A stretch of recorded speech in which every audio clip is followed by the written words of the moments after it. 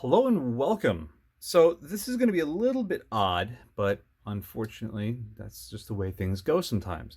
So, this is going to be an unboxing for a scope that I've actually had for several months, that I teased many months ago on my channel, and all that jazz. The Steiner T5Xi 5 to 25 by 56. Yes, I bought this scope couple months ago. Can't even remember how many. Bought it used, got a great price for it, yada, yada, yada. I did all of the filming for it before doing the unboxing because it already came in a mount and it was already set up, and I was like, you know what, I just want to get to work with it. So I did. And to make a very long story short, I noticed it in the beginning of filming, but I decided to continue with it because I had a lot of time and I was able to get it done. This just didn't seem as sharp or as focused or as clear as I thought it was, or I thought it should be. And the parallax knob didn't line up truthfully with the distances that I was filming at. So this got pushed to the back burner because I had a lot of other things come in. So here we are right now. So without further ado, Steiner T5Xi. I've been wanting to get my hands on another Steiner ever since I had first gotten my P4Xi, but you can find deals on these used all day long for around $1,500 to $1,600, which I felt was a stellar deal. But we're going to talk on that more at the end. For right now, typical Steiner box, very thick, heavy-duty cardboard construction, beautifully illustrated and laminated. Exactly what you'd expect for the price that you would pay for this, which the asking price for the MSRP on this is a little bit over $2,000. It's like $2,100, $2,200. And is that a lot of money? It is. Is it worth it? We're going to touch on that later. But for right now, let's continue with what we got. The whole building process. Let's take a look at this one. All the different reticles that they offer. Where's the one that we have? This is an Scr reticle. That's another reticle that we'll be looking at soon enough. It's MSR Scr. There is our reticle that we're going to be taking a look at today.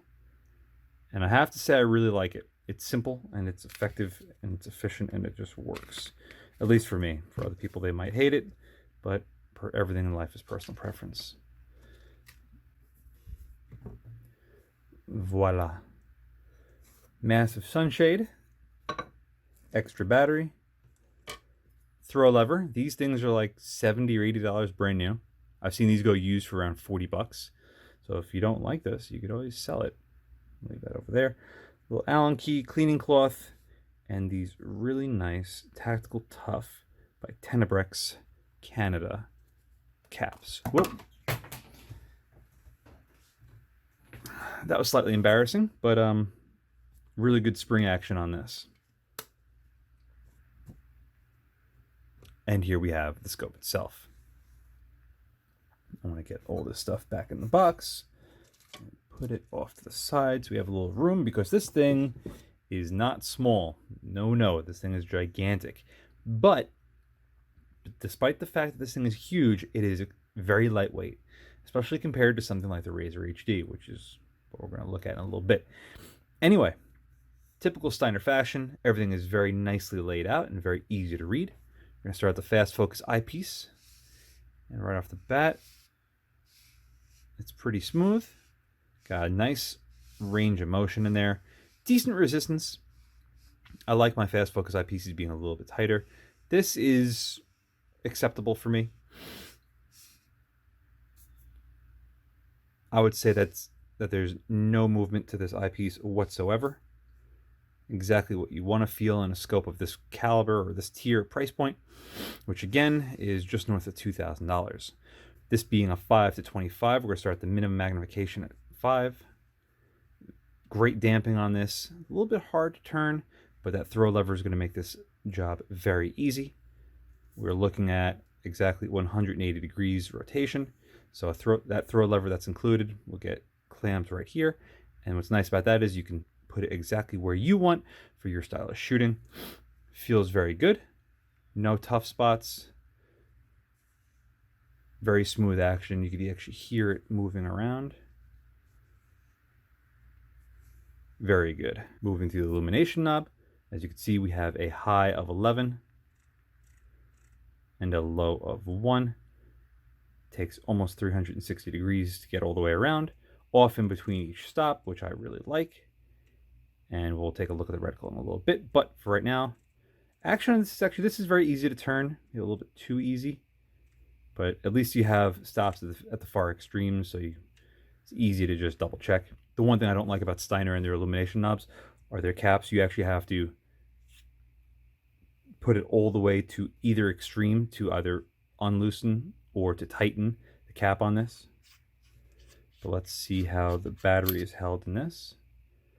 Yep, you could already see all the fingers inside that are securing the battery.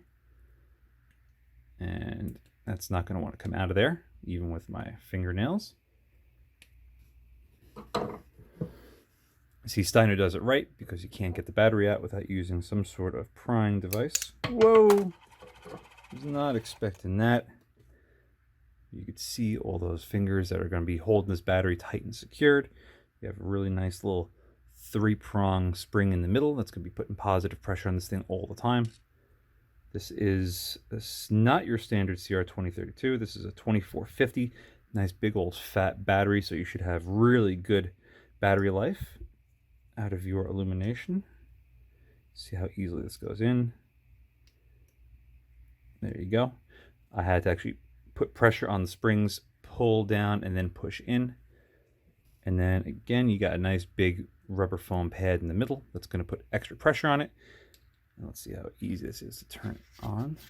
Easy to start, but again, to really cinch it down that little extra bit, you got to go all the way to the stop and tighten it up. It's one thing I really like about the Vortex stuff, the PST Gen 2s and the Razor HDs, is that you could actually hold it, or in the case of the Razor HD, you lock it, and then you could use a coin to crack it loose or to tighten it up. The one thing I don't care about the Steiners is that, because you never want to use the mechanical stops on something. There's like a safety or a last resort, and with putting pressure on this, it just irks me out, but it's not the end of the world. Moving on to the Parallax Adjustment, the one thing about the Steiners that I don't care for too much is that they have a minimum of 50 meters, not 50 yards. Me being a small bore shooter, I typically shoot at 50 yards for all of my stuff. Nevertheless, 50 meters all the way out to infinity. Now this knob, it spins, obviously, but it doesn't feel as smooth as I was expecting it to. And there's another video that's going to be coming out very soon after this where we'll be talking more about that, but I want to segue into that towards the end of this video. But, I mean, it's there. You have what appears to be about 270 degrees from minimum focal distance to maximum. And, you know, you should have a fairly finite adjustment there, or should. Moving on to the elevation knob, and this is a cool feature that you don't see on many other scopes, but the T5 series has it as well. The P4Xi series has something similar, but this window is very unique. You can see we're already at 10 mils. We're going to move this back to 0. Very positive clicks, really good tension on the knob. Moving it over, you could see that it lines up perfectly. There is very little to no play whatsoever before it just clicks over. Good amount of resistance. The splines on the elevation and windage turrets are perfect for this because it requires that much force that you want that little extra purchase there to turn it. So as you could hear, very tactile, very positive. You're going to know exactly when you make a click on this. Of course, this being a mil scope, we're in 1/10 mil increments, but let's look at this scope's party trick. So, I don't know why I'm having such a hard time focusing today. Move the skyline out of the way.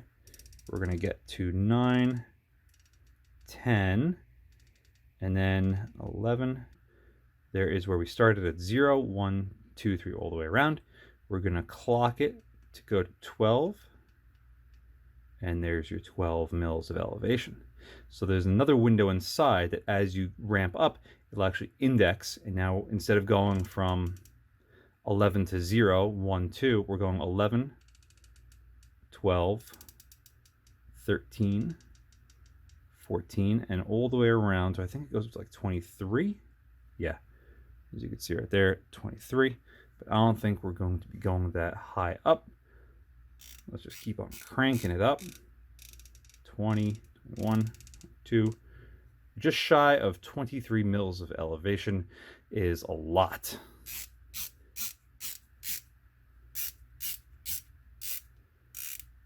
Turrets on this feel excellent, maybe even a little bit too tight to turn, but as far as positivity goes, these are excellent. Yep, I didn't readjust the windage either. I'm a fucking failing today. 0, and then we have a total of 6 mils left and right, 5, 5.5, 6.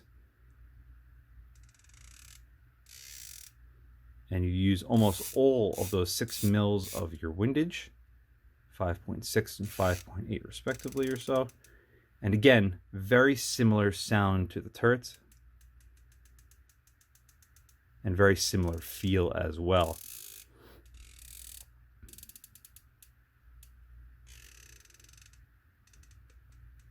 Excellent. Turrets feel awesome on this scope. Everything feels good with the exception of the parallax ring, which again, we'll touch on that very soon.